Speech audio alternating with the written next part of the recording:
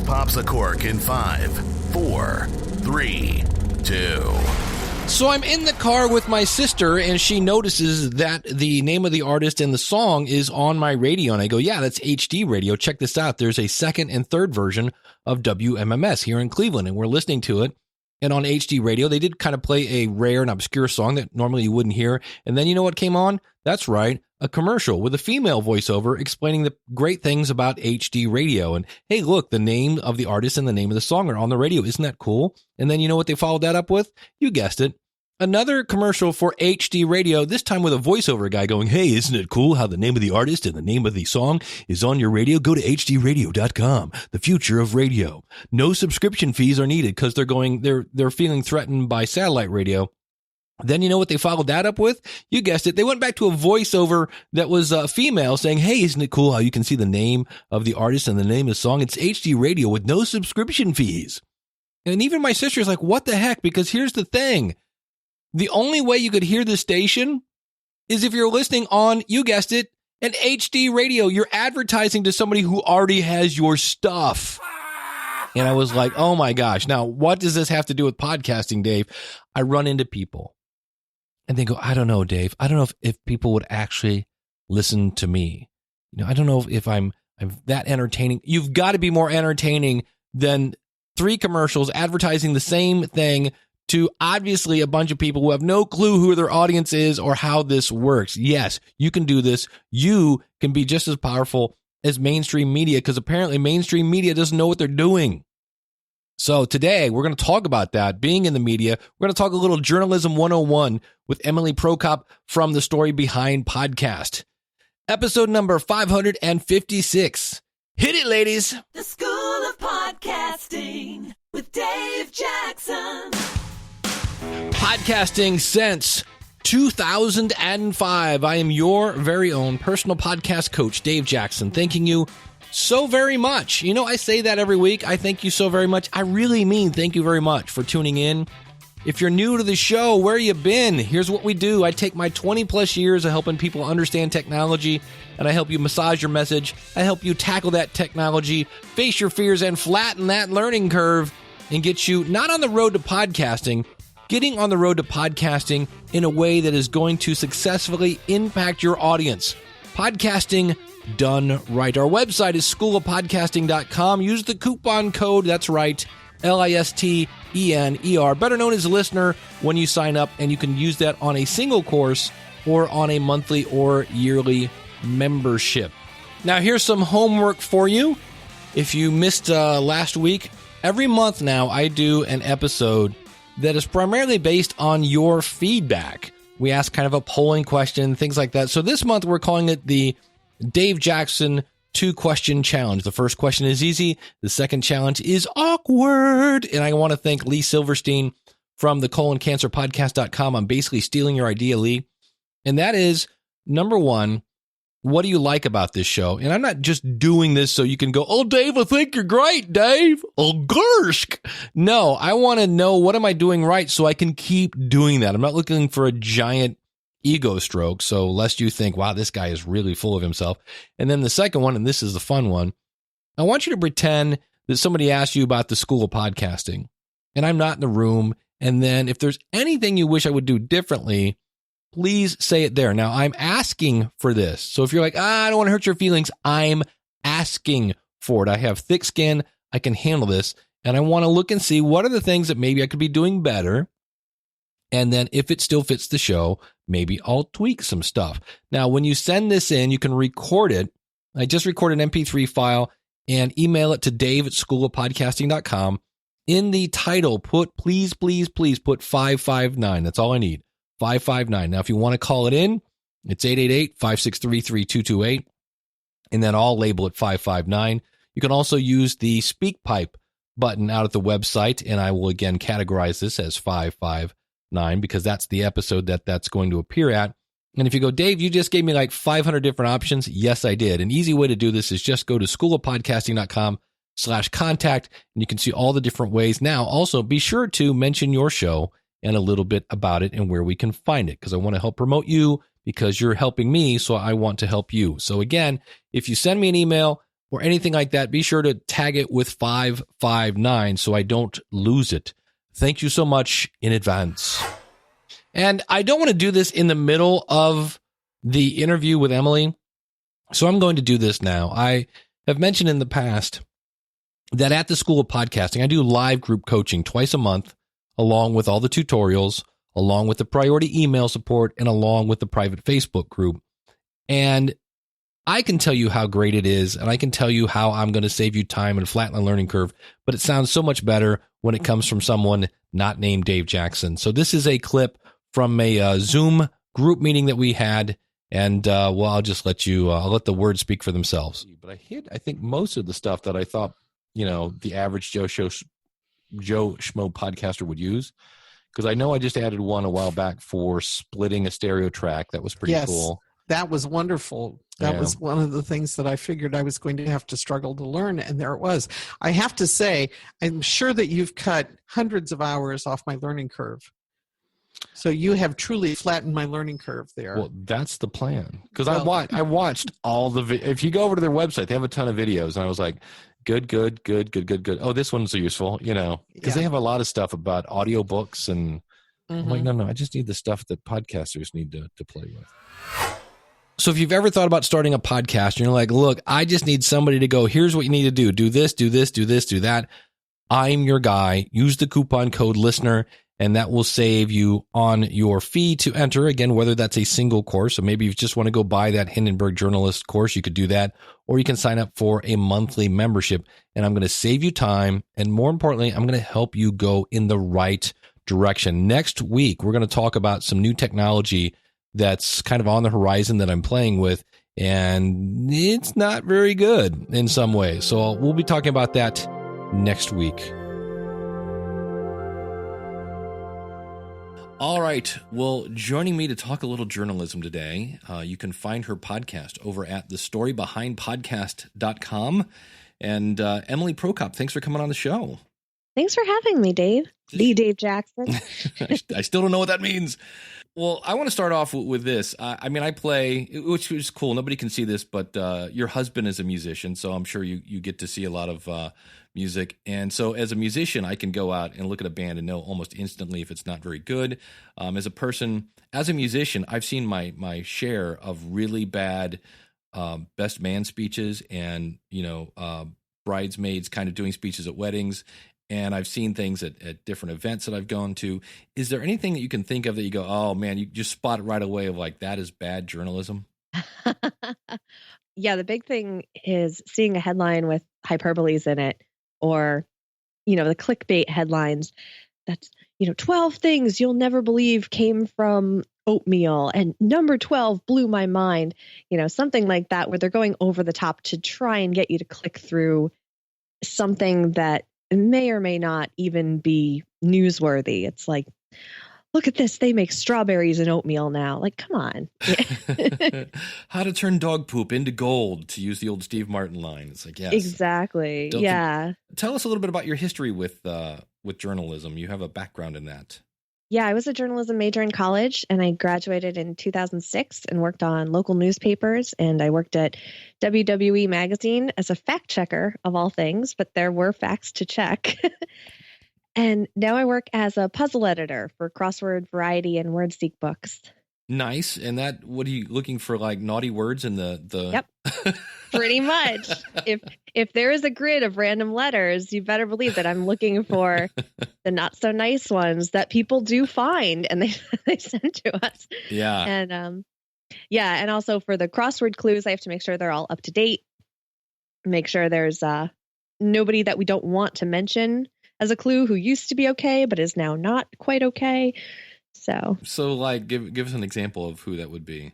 The big one is Bill Cosby, because he's used in a lot of different crossword puzzles, because Bill is a common name and it's easy enough to change a clue for that. But Cosby, if it's a crossword answer, you kind of have to look at it and be like, well, I can't really change this to anything. Yeah. Interesting. Well, when you were going to college, what were your typical kind of classes? So I did a lot of writing, and it was I kind of followed the writing and editing track, but I was required to take a broadcast journalism course. So that actually came back. It surprised me when I started a podcast. I was using those skills that I learned that I never thought I would. I mean, I learned mic technique. I learned that my S's whistle in that class, and I kind of have to have the pop filter and the windscreen and hold it at an angle so that I don't hear it as much. And we also learned audio editing. So I was pretty familiar with Audacity once I opened it up. I don't even know if that was what we used at the time, but it was like, oh, highlight, copy, paste, delete. Okay, I can do that. Yeah, nothing too crazy. Once you kind of learn one, you've kind of learned them all. It's just a matter of this is called this in one, and over here it's called that. It's like back in the day, I used to know WordPerfect and Microsoft Word, and it was the same program with different words. Yeah, my husband uses Reaper, and it's just all the stuff in there. He's like, oh, you should try Reaper for your podcast. I'm like, no, you do way too much, because he's editing music. He needs more of those things than I do. What goes into, I guess, a good story? Is there a formula for that? There is. So one of the first things you learn in journalism is how to tell a story, and including the basic 5 W's and 1 H, the who, what, when, where, why, and how. And that's kind of the easy part. But what took school and years of practice is to actually learn to tell a story that people want to read. So one of the first things you'll learn, and one of the first things you'll see in journalism, is what's called the lead. And people have probably heard, don't bury the lead. And that's considered the first paragraph or two of a story, and it hooks your readers, or in a podcast, it would hook your listeners in, because no one wants to hear about a budget meeting that starts with, the annual town budget meeting was held at Town Hall on Tuesday, January 5th at 6 p.m. All members were present. So you want to hook somebody in, they're not going to be hooked in with that. So then you come in and you say at the town meeting, we voted to, whatever the thing was that's going to catch people like, wait a minute, they outlawed chocolate? You can't do that. Yeah, exactly. That's what you want to start with. And you can somehow weave those other details into it so people know this happened last night. Everybody was present. These were people's reactions. And one of the first things you'll learn in journalism also is what's called the inverted pyramid. And if you apply that to a story you're writing, or in this case, a podcast you're recording or listening to, the top of the pyramid is where the most important facts go. So this is where you'll have your most engaged readers or listeners, and you'll want to put this at the very beginning. And from there, the information kind of goes in reverse order of importance. So when you're reading a newspaper, there's a drop-off rate in reading. People they'll read down maybe 4 or 5 paragraphs. And writers need to know that's where you put your most important stuff. And also, when copy editors are putting those stories into the paper, they're going to cut stories if they're too long, and they're going to cut from the bottom up. Interesting. So it is kind of a way of, I always think of the news, right? They always go, our top news tonight. You're not going to start a news program with, well, there was a fiery crash that killed 3 people on the highway. But first, let's look at the local shelter. It's like, yeah. Any other fun-filled journalism kind of 101 stuff that people should think about, maybe that would apply to a podcast? Look at your intro. And a lot of people will complain, I like intros where people talk about their lives and you get kind of into it. But then there are other people who will say, I don't like skipping 10 minutes to get to the meat of it. So when people do say, today we're going to talk about this and this and this, but first, if you give people an order for how it's going to play out, it's easier for people to go to it. And in apps like Overcast, you can put the timestamps in there. That's really helpful. Mm-hmm. You can't do that in a newspaper. People kind of have to skim and hopefully just put the most important stuff at the top.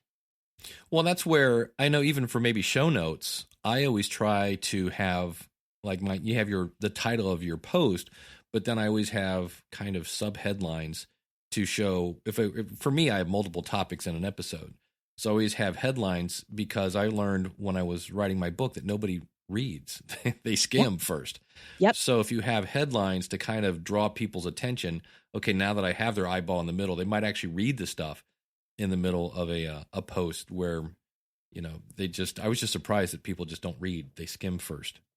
Yeah, and that's honestly why show notes written as outlines with bullet points are more informative. People get more out of them because they're seeing these short little segments. I mean, if you look at newspaper paragraphs, they're 2 or 3 sentences at the most because they know that people need that kind of spacing between information thrown at them. They can't just have a block of text because no one's going to read that.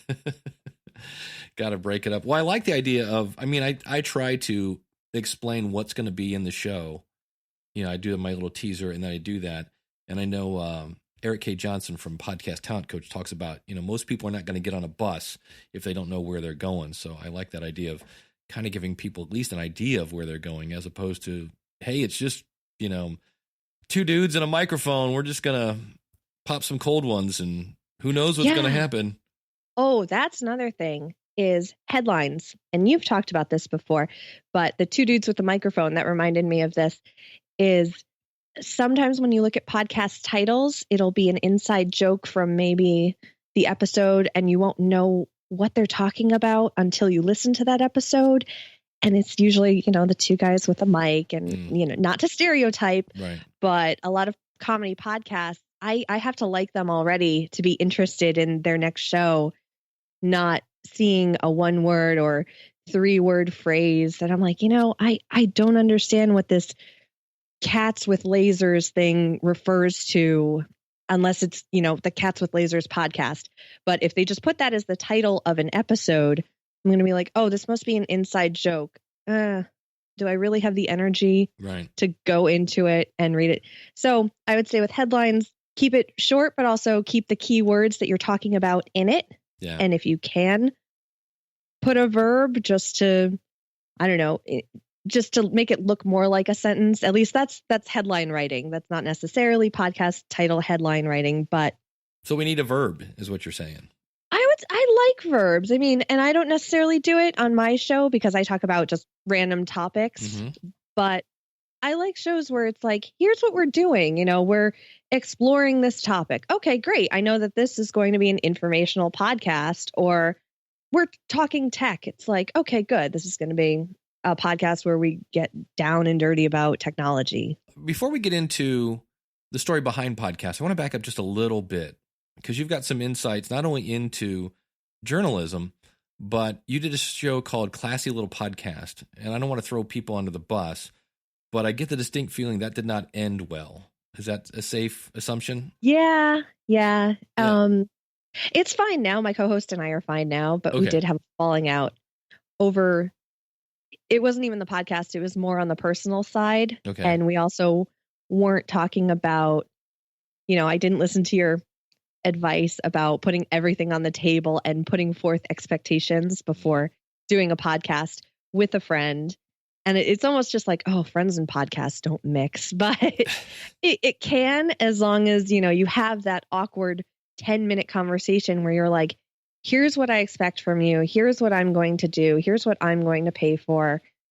And if people have those conversations, you won't have a problem. You can go back and look at, you know, if you draft up an outline or draft up something just to say, this is what you agreed to. So there you go. So from somebody who's lived through it, go through the house, especially if it's a family member or a friend like this. That's why I have people like, oh, it's my sister. I'm like, no, go through that anyway, especially if it's a family member, because otherwise Thanksgiving gets really weird. Yeah. Awesome. Even if you think you're just sitting around a microphone, having fun, you know, opening some beers and talking, there's never going to be equal power in a podcast. There's always going to be somebody putting it up, learning about RSS, editing, you know, doing that sort of stuff. If you can split it evenly enough and everything's agreed upon, you'll have no problem. And if you don't, oops. Yeah. What was your first podcast that you listened to? Do you remember back that far? Yeah, it was Good Job Brain. It's a trivia show very similar to what I was trying to do with Classy Little Podcast, where they would pick a topic every week and they would find out the interesting facts behind it and some cool stories and talk about it. And that actually came about because I had gotten a divorce and I moved into a new place and I didn't have cable, but I had my phone and the podcast app had just come on. And I was like, well, let me see what this does. And I click on it And I'm like, oh my gosh, there's so many. I didn't know at the time how many there are now, Right. but there were just so many. And I think I looked up education and I was like, well, maybe I'll learn something that'll get my mind off the divorce and everything. And I pressed play and I loved it. I instantly fell in love with it. And it was awesome because it distracted me from the divorce. It got my mind on something else. Mhm. I learned how to binge listen. I put it on in the car, on the way to work, on the way back from work, unpacking. And I've said this to them before and left it in their review. I'm like, you guys really got me through that divorce. You're having fun and putting something out there. You have no idea how much your podcast meant to me. All right, I just want to pop in here again, showing you that you can have a positive impact on your audience. I mean, that you're helping people who've had really bad days or have had bad events or whatever it is. You can have a positive impact on your audience, just like these people did with Emily. Well, tell us, how do you describe your new show, The Story Behind?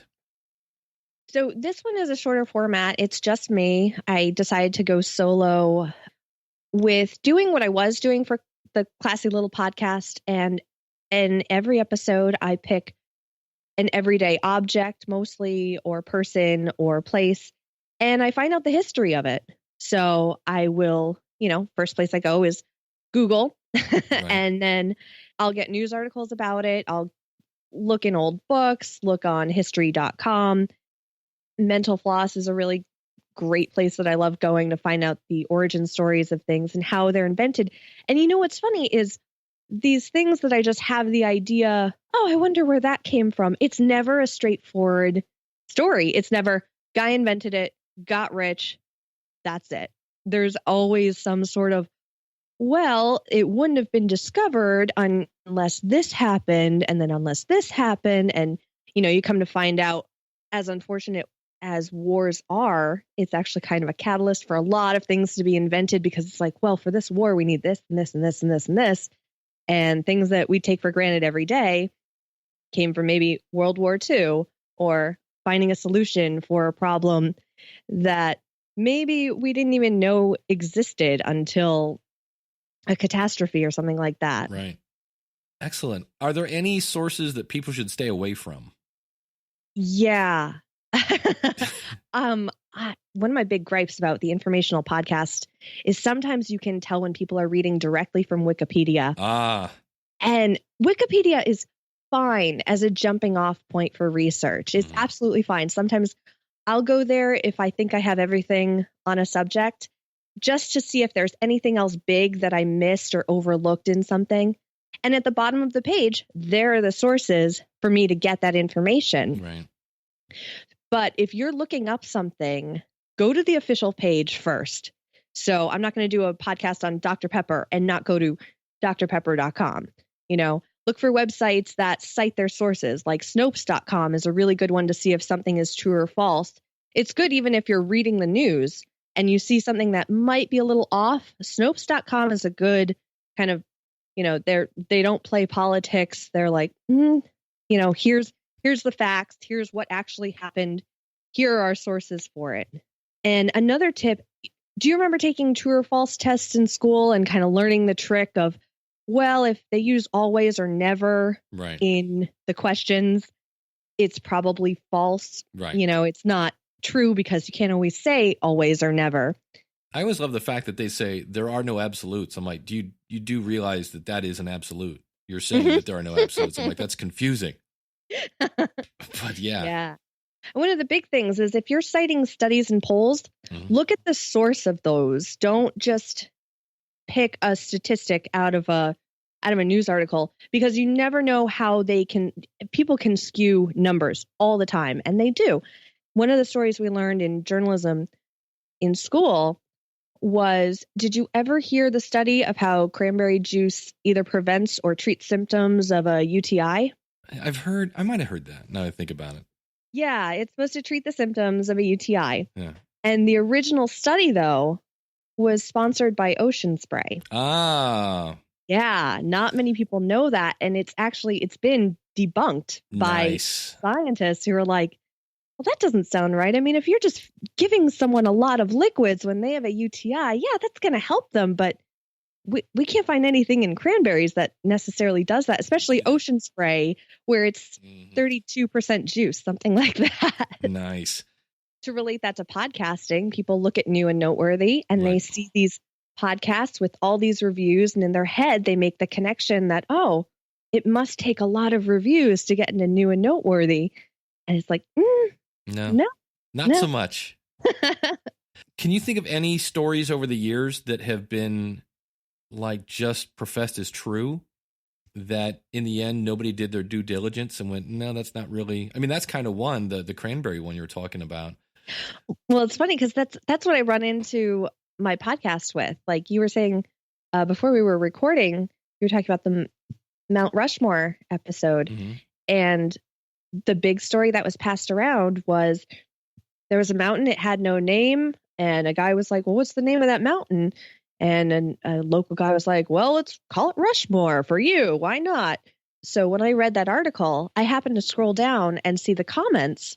And one of the comments was from somebody from South Dakota saying, you know, it actually did have a name from the Sioux Indians.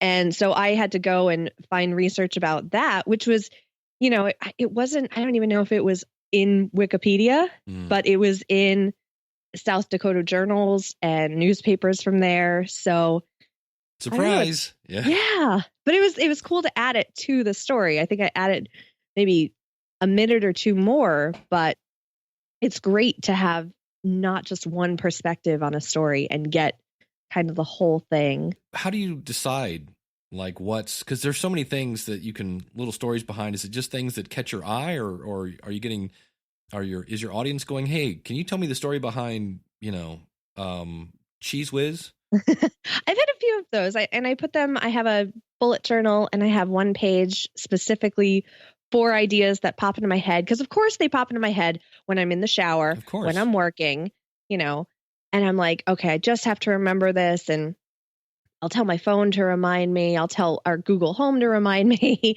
oh, look up this. So that I have a list going, and I've started to do more series. So that actually organizes me more, as if I'm like, okay, I'm in this series now. It's March. I'm doing it on luck and superstitions. So I can just focus on that. It's not, oh, what random thing am I going to look around the room and decide to find out the history about? But I do have a lot of ideas that just come to me. How do you know? Because your episodes are short. Is that something where, is there a lot of stuff going on the cutting room floor that you go, nope, I said 10 minutes, or is it just you research enough to get 10 minutes? I research enough to get a story. If I had all the time, if I didn't have a full-time job and a family, I would love to do a long, in-depth, not to say Dan Carlin thinks, oh my God, I have no idea how much work he puts into that. Yeah. I wouldn't have the time to do that at all. But, it helps having ADD too, where I'm like, okay, I'm done with this. I've learned all I want to know. I kind of do want to be that jack of all trades, master of none with just useless knowledge. I don't want to be an expert on potato chips, but I can tell you the origin stories behind it.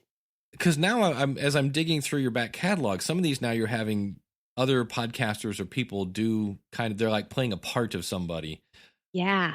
That's a cool thing, but how much is that adding to your production? Is that adding, I would think just on one hand, it's cool because you're asking podcasters, so you shouldn't be getting audio that needs too much cleanup. Exactly. But on the other hand, they're scheduling, and Joe Schmo said they would play the part of Abraham Lincoln, and that was a week ago, and you're still waiting for the file. Is it becoming more of a headache, or how does that, how do you pull that off? I'm usually a week ahead as far as episodes. And when I research ahead of time, usually I can pull out quotes that I want to throw in there. So it's easy enough to tell someone, hey, I would like you to do a quote for me. If you could, I would need it by this date. I usually give them a week if I can. And then it's for a future episode. And I'll let them know when the episode is. And there have been some times where if you're friends with enough podcasters, when they record. So if you need something last minute, I know my friends record on Sundays, which is when I usually record. So if I need something last minute, I'll text them and say, hey, can you do this? Or, my husband who podcasts a while back, I'll bring him downstairs and say, get on the mic, just say this for me. But when you know enough podcasters, you know enough people who have no problem getting behind the mic, pressing record for a 10-second, 5-second audio clip and sending it over. They know they don't have to do anything to it. Are there if somebody wanted to dig a little deeper into like how to tell a story in journalism and things like that, are there any resources that you look at and go, you might want to start here, or any books that people might want to look into? For journalism? Yeah. In general? I don't know. That's the thing. Like it was mostly practice. We wrote at least 1,000-word paper every week, and we'd get it back with red marks all over it. So you kind of learn those tricks about, you don't say I, you don't say you don't say sources say, you don't put forth a fact without saying where this fact is coming from. Because as a reporter, you can't be that source. You can't be the number one person to say, well, the sky is blue. As a reporter, you're supposed to step back and say, according to this scientific manual, the sky is blue, so that you're not the one people are going to come to. They're going to go to that scientific journal if they want to learn more about it, which is partially why at the end of my show, I'll say things like, information for this episode came from this, this, this, and this, so that I'm not looked at as this expert on all things, because I'm not. Absolutely. I just know how to research. Well, I love that idea. And I think as podcasters, I think we forget to do that, where I will do all the research and I'll look at this and I'll, and I won't say that because of this. I'll just say SoundCloud is crap. And then I'm not stating, well, based on their latest financials, they lost another $51 million last year. That's why I think they're crap, and I think we need to do that more, to start citing our sources, because people are just doing things because somebody said it. And like, well, wait, where did they get their information from? I think we would save ourselves a lot of headaches sometimes if we pushed back just a little bit to go, where are you getting that information from? So, yeah, but I just say I get it from Dave Jackson, and that's fine. That's a good enough source for me. And people laugh and go, who? Exactly. The Dave Jackson, do you not know? Have you gotten thedavejackson.com yet? I probably will after this. I think I actually do when I think about it. Well, how long does it take you to put together an episode? So for me, as I said, it takes 2 to 3 hours to do the research and kind of write it out. And I already have the format in my head of how I do the episodes. And as I'm doing the research, I'll realize, this would work better chronologically, or this will work better if I talk about this piece first and then, another piece that might not be in the same order. And I can usually record in 15 minutes, for a 10-minute podcast. And it's mostly me tripping over my own tongue. And also, when I'm writing, I write how I speak. Yay. That was going to be one of those things I wanted to pull out of you. Very good. Oh, yeah, you have to. Yeah. That's how when people are reading from Wikipedia. That's another big pet peeve is I'm like, oh, this is this according to, parentheses 1. And I'm like, oh, are you really reading it verbatim? Come on. So it's one of those things where I know you're reading, but it sounds, it's like one step above the news. Like you're real close to sound like you're just talking to me, but I know you're reading because you're just perfect. You know what I mean? It's like, oh yeah, no. I know. So, there's no there's no, I'm not really looking for words like I am now where I'm off the cuff and I'm like, oh, I know so many words. I know all the good words, but then, if I get on a microphone, I'm like, oh, words are hard. I can't do this. Yeah. Do you cringe when you go back to the very first Classy Little Podcast episode? I don't even acknowledge it. I don't it's in a folder inside a folder inside a folder. I don't want to touch it. It still gets downloads, which I'm like, I kind of want to take it down. Because at the time we were recording with Rock Band mics. Nice. There was reverb like crazy. We were so quiet. We had no idea what we were doing. And I tried to come off at first as this expert on all things wine and cheese, when it's like, yeah, you know what? Sometimes I just like boxed wine and Cheez-Its. Clearly I'm an expert on what I'm talking about. And it's just, it's cringeworthy. How have you stopped? Because you obviously listen to a lot of podcasts. You've now created your second one, but you only have one going. How close have you come to starting a second one? You're good. I'm thinking, I'm like, has he looked at my Libsyn account? Does he know that I have one in the works? Do you really? Yeah. I bought the domain. I got the artwork for it, but it's actually more going to be based on this diet that I've been doing for a while. And I did it a while back. And then now that I'm pregnant, I'm doing it again. And it's helped me so immensely. And I'm just writing down, this is my goal for today. This is my big win for the day. This is what I did. And I'm like, I'm going to kick myself, but I want to make a podcast about this because that's just what podcasters do. We need that outlet for all of our crazy thoughts in our head. As soon as you start one. That's funny because I had no idea that was the case. I just thought you're a prime candidate to start number 2. Well, the other thing I wanted to ask about is you've done a podcast now with a co-host and one solo.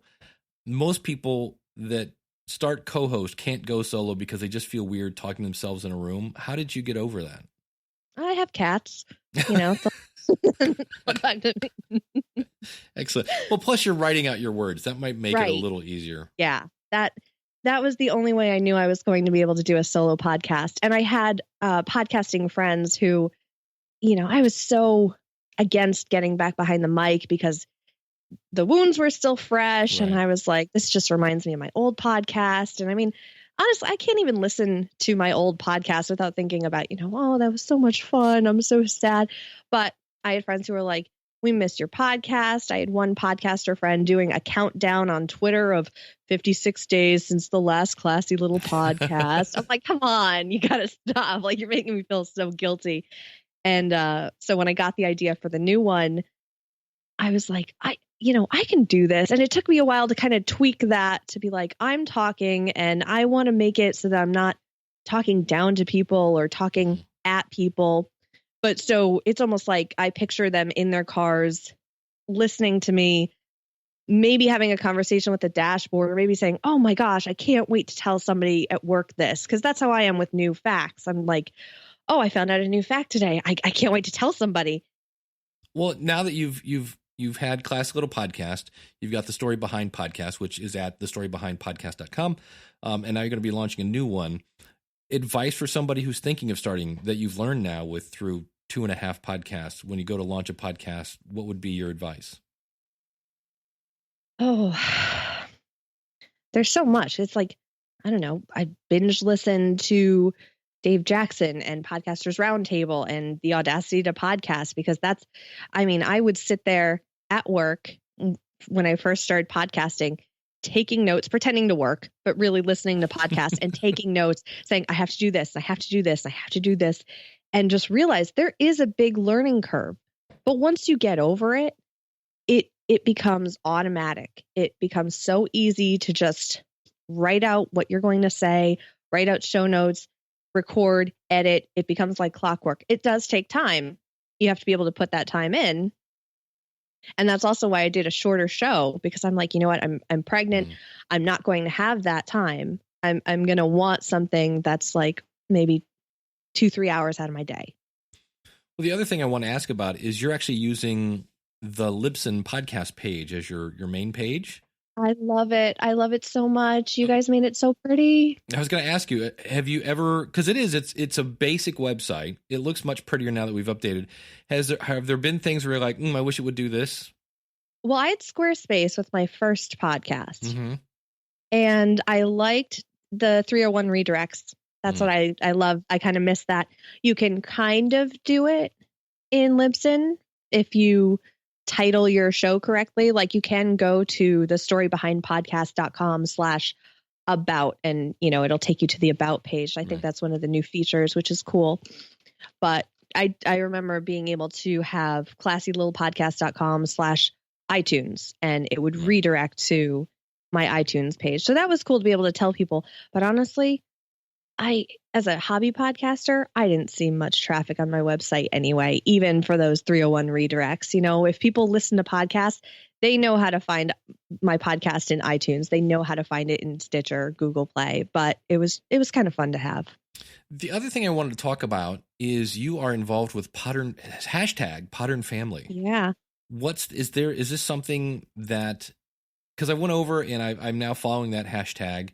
Do you have to like go through a, what's the word I'm thinking of? A screening process. Yes. Do you have to go through and fill out an application to be part of the Podern Family? No, anybody. I mean, if NPR wanted to hashtag Podern Family to get people interested or to get some retweets, fine. Nobody is around. Nobody's saying, policing the Podern Family hashtag. Wait a minute. You're from the radio. Exactly. The problem came with that was all of a sudden when it was just 30 people, maybe a year or two ago when it started. I think it was a little bit more than a year ago. It was great. It was just 30 people. And then it grew, which was it. That's what you want from a hashtag or any sort of movement.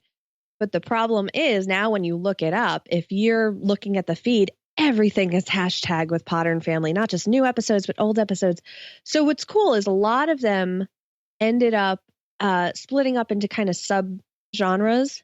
So you'll see hashtag Podern Family, hashtag Movie Pod Squad. And if you look at those are all the podcasts about movies that talk about movies. And, I'm part of one that's hashtag Humanities Podcast, where we talk about art and history. And so that's really cool. And I think, the geek culture, comic book culture, they have their own hashtag. And you end up finding other podcasters. So they're in your niche. So you could also talk to them.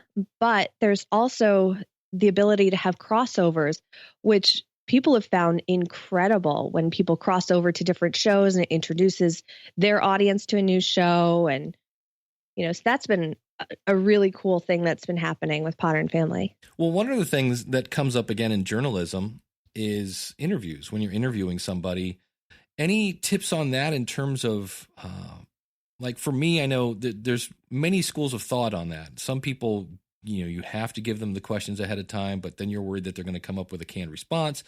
The other one is I'm not going to give them any questions and I'm going to see how good they are at improv.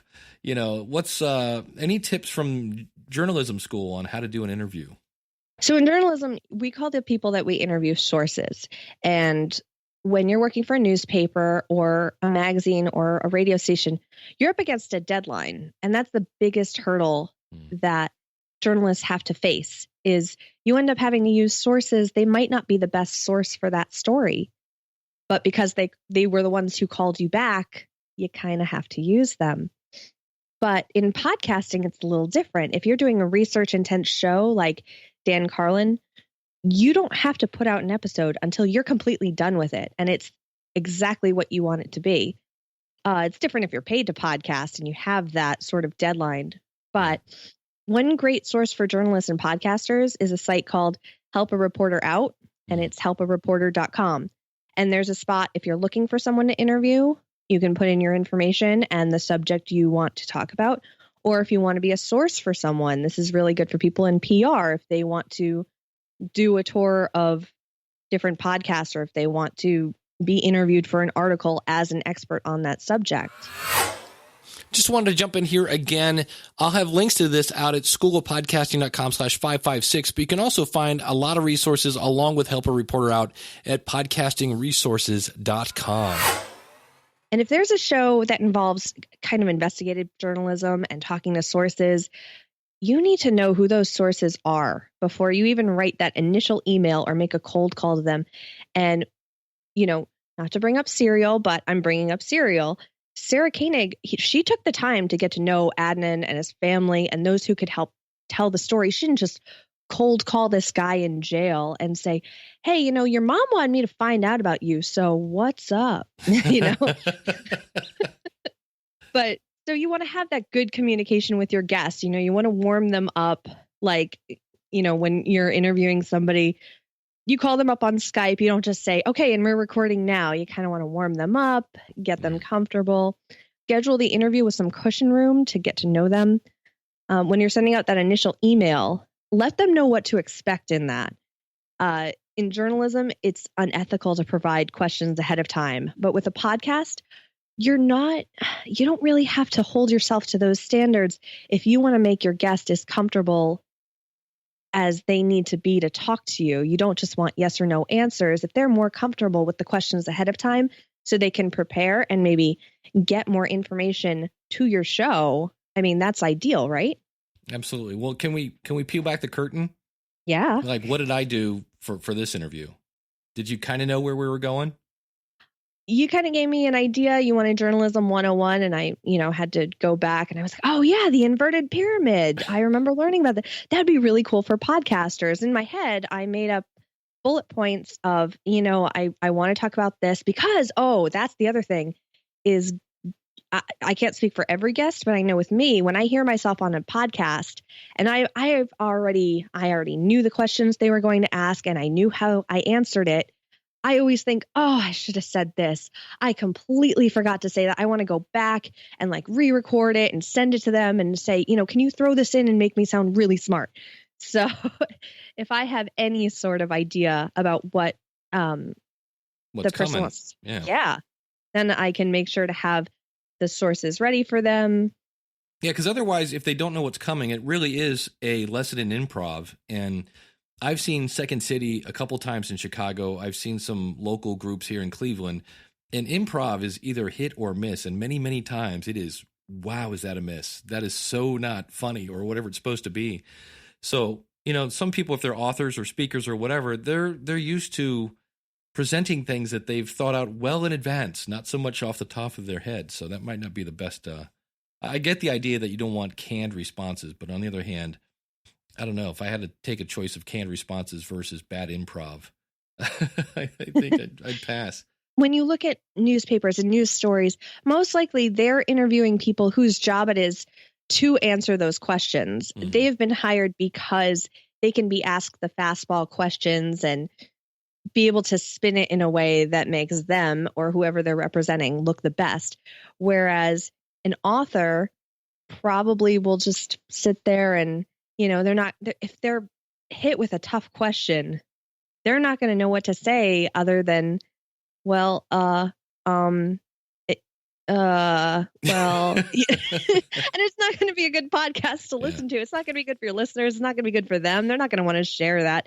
I'd rather listen to an interview where I can tell both sides are comfortable and it sounds more like a conversation rather than question, answer.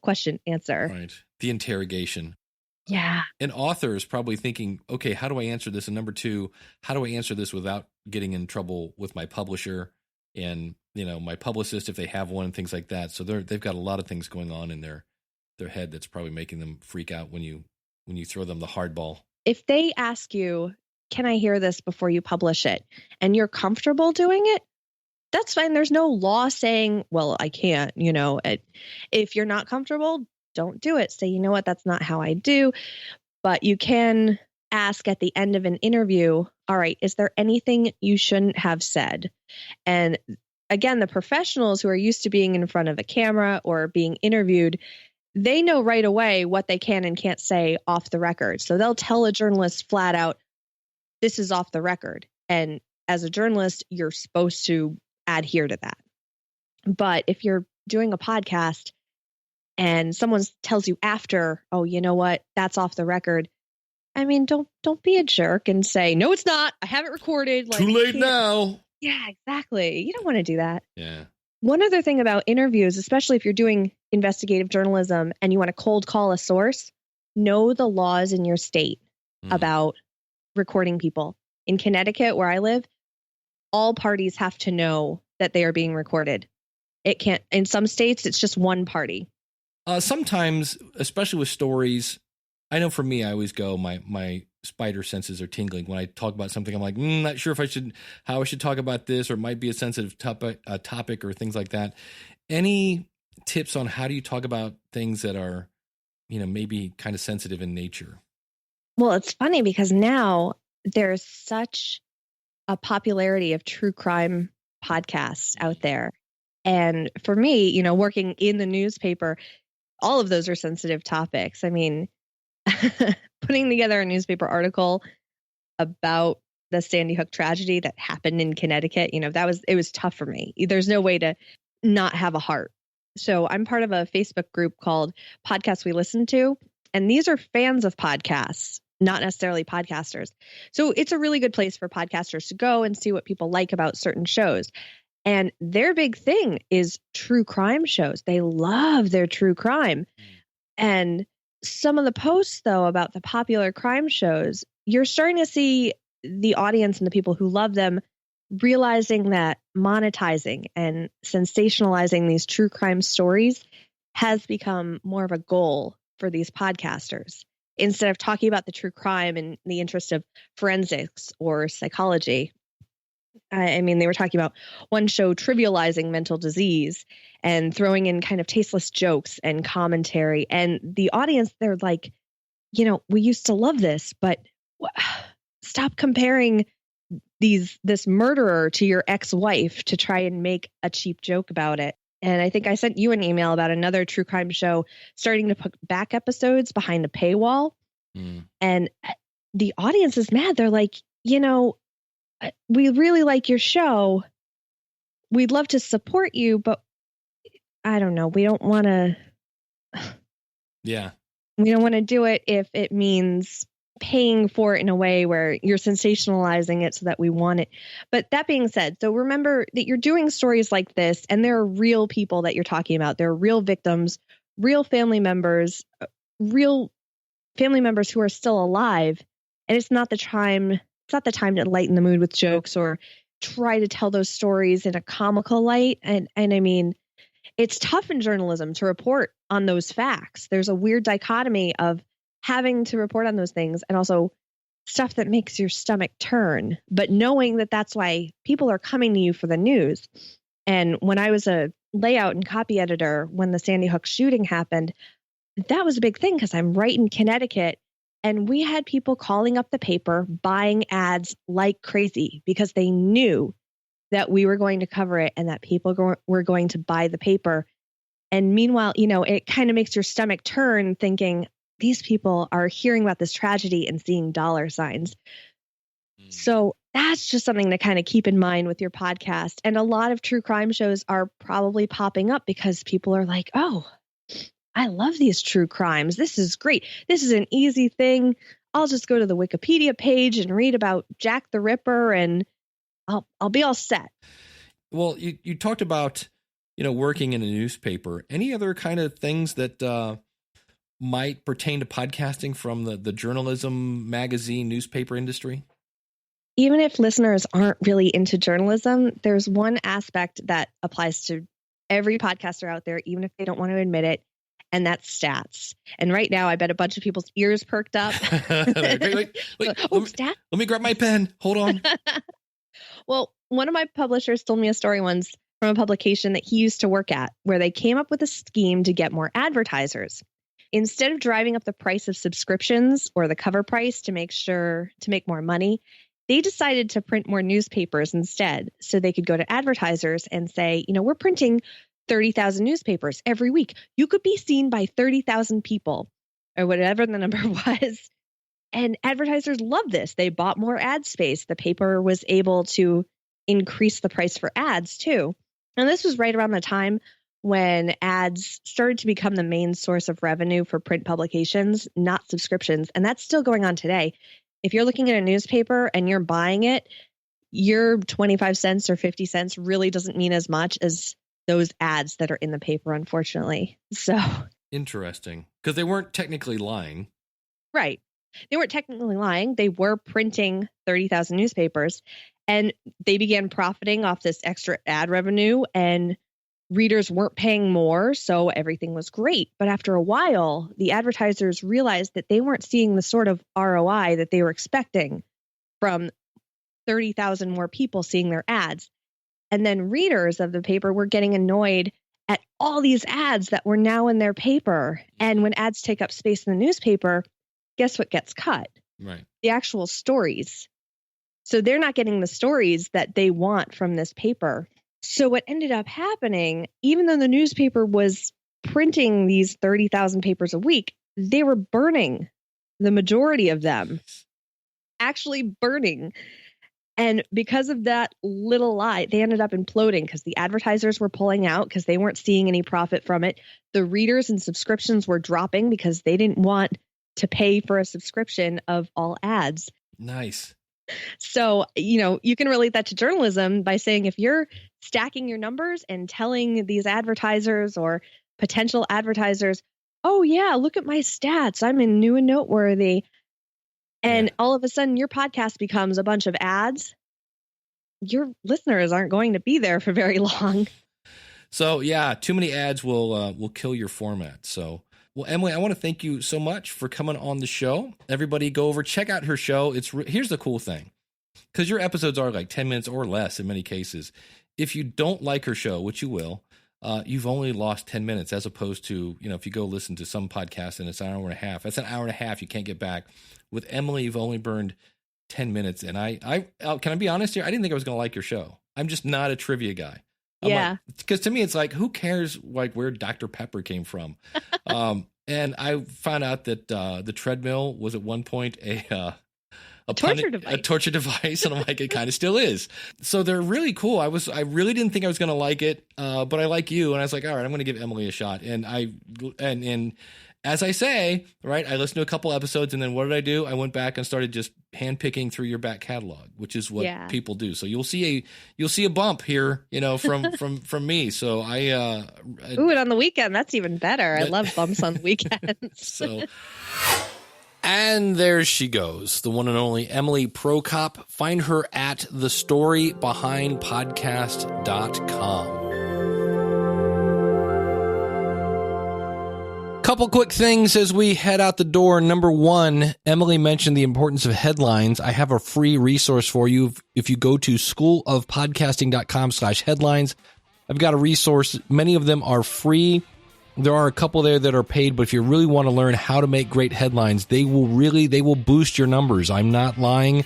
Trust me on this one. Check it out, schoolofpodcasting.com/headlines. Don't forget also, if you want to be involved in this month's interactive episode, please get in your what do you like about the show, what do you wish I would change. Get those in by March 24th. Be sure to tag those with the number 559 because that will be the episode for that. And if you're ready to start a podcast, but not only just start podcasting, start doing it right, please visit me at schoolofpodcasting.com. Use the coupon code LISTENER when you sign up, and you will save either on a single course or a monthly or yearly membership. I look forward to working with you. Thanks so much for tuning in again. Until next week, class is dismissed. Take care, and God bless.